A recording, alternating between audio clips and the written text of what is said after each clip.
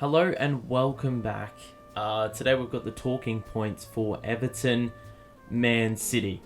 Wow.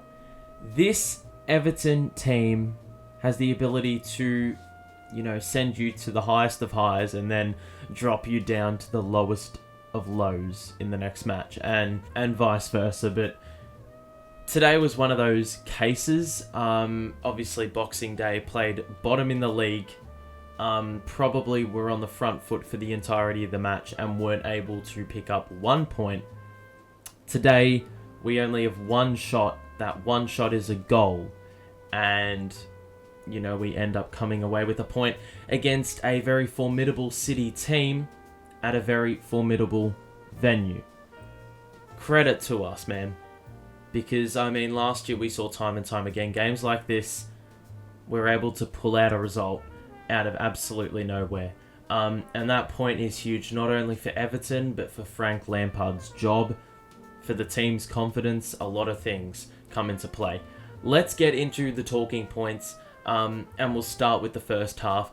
I do think that, the way we set up, obviously, that mindset of, we were only going to attack when we're on the counter, I think that played into our favour pretty much because, Man City are obviously going to be a bit scary on the counter. So if we're able to set up and really back off, then City would have to find a way to get through our defence, which has been pretty rock solid all year round. Although at times that standoffish type play really gave me severe flashbacks to that Rodri goal, I think it was last year or 2 years ago, where he absolutely pelted one from outside the box. I thought some magic was going to be manifested once again because of that lackluster closing out, but obviously that didn't come to life, so thank God for that. Now on the flip side, when we went forward with the ball, it was going to be absolutely imperative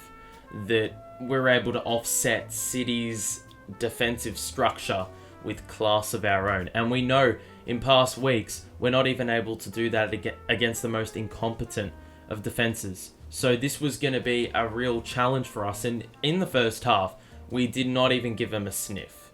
And it happened until roughly the 30th minute, where we slowly, inched ourselves into the game. But even so, the stats really tell a story as to who was the side more on top. Now, in the first half, Demarai Gray was pretty poor.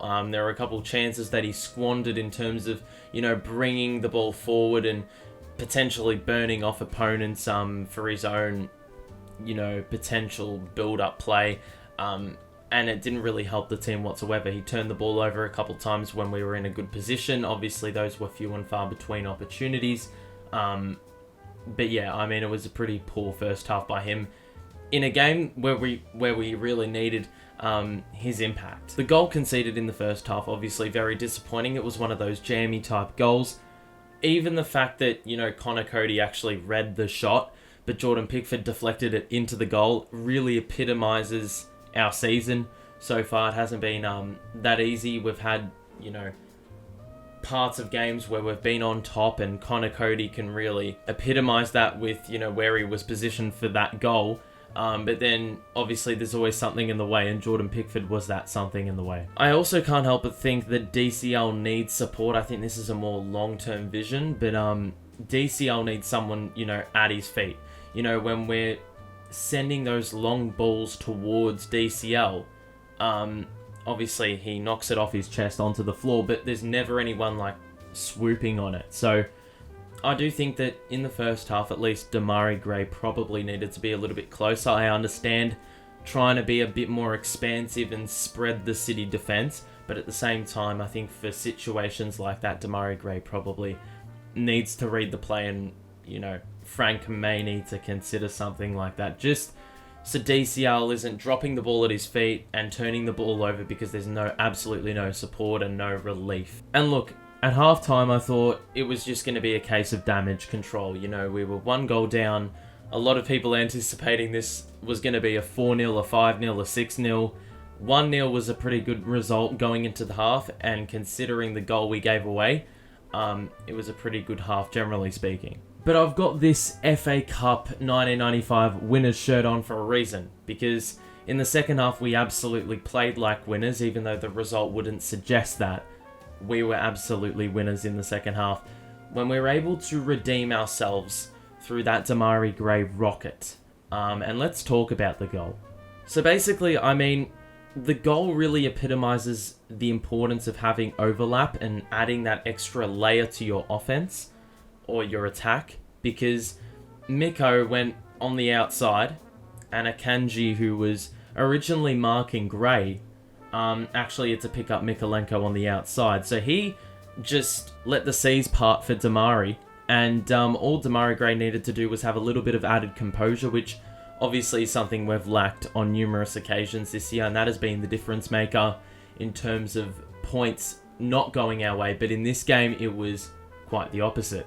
And I mean, credit to Demarai Gray. We said in the first half, or about the first half, that we needed enough class to break down the City defence and offset that. And amazingly enough, it actually happened and came to fruition. So Demarai Gray saved our arse here.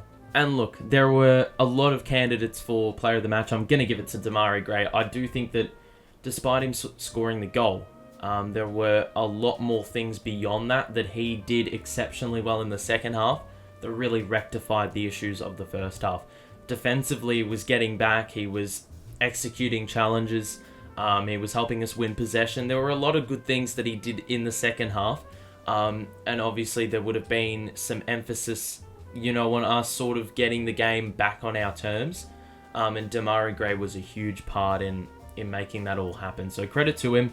As I said, I could have handed out that player of the match to a lot of other players. I'm going to give credit to Ben Godfrey as well.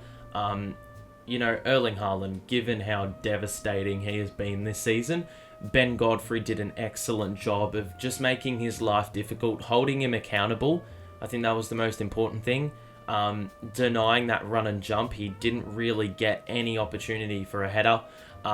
We were pretty composed with set pieces and whatnot, and usually City are pretty damaging in that area as well, so we did really well to counteract that. And obviously the second half key, as soon as we scored that second goal, you already knew we were going to go back into our shells and really be happy to settle for that 1 point. It was going to require a severe level of concentration, of grit, of effort, in order to get this game, out of the way, not coming up empty. And we did extremely well to get the job done. In seasons gone by, we probably falter under pressure at some point because the attack was so unrelenting. But credit to us. I mean, I could have, given props to Iwobi and Mikolenko on the outside. Coleman when he came in. So those three players were really responsible for shutting down all the wing play that Man City were trying to utilise. So credit to those guys, and then Tarkowski and Cody in the middle. I do think this back five, or this formation in general, is probably what you go for when we're obviously the clear underdogs. And obviously the situation would have suggested that today. Look, you can say what you want about Frank Lampard, but it was very clear there was a plan going into this game. Granted, I don't know if we were settling for mediocrity, but in a game like this, you got to play the percentages.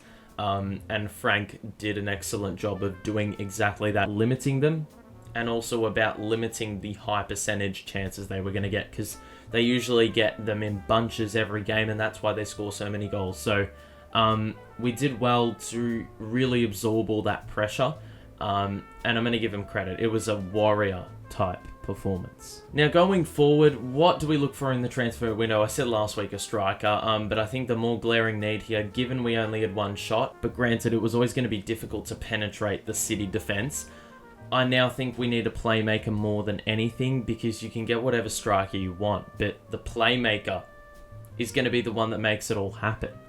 And look, you can have the best striker in the world, but if you can't get it to him and you don't have a sound game plan to get it to him, then it all counts for naught. So, look, I think that's probably got to be our primary concern. We called back Ellis Sims from loan.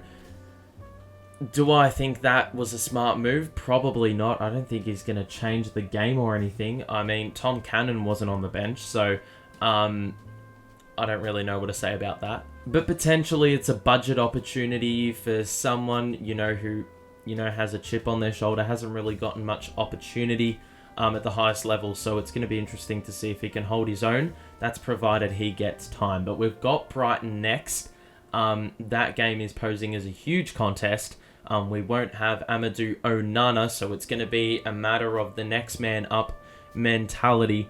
And no matter who you are on the squad, you've got to execute your role. You've got to play your role to the highest possible standard. Today we saw that on full display. Coleman comes in off the bench and does an excellent job. Obviously DCL comes back and did a considerable job given what was thrown at him and how much support he had. Godfrey, first start back, did an excellent job as well. Held his own against one of the most informed strikers worldwide. Probably the best striker in the world. And then Tarkowski and Cody came back after a long layoff, obviously because of the World Cup and missing the last fixture. But overall, excellent win. Share your thoughts in the comments about this one. This gives me a little bit of hope going forward. Obviously, I don't want to play 5 at the back and only have 1 shot on target. 1 shot at all in the entire game because it makes for dire viewing. But at the same time, play the percentages. Frank, you did an excellent job. The players executed. They did us proud. This is what a performance from Everton players should look like. Just giving your all 100% of the time on the pitch. So, well done. Well done, team. We'll see what happens going forward. Hope you enjoyed this one. Share your thoughts, and we'll see you soon.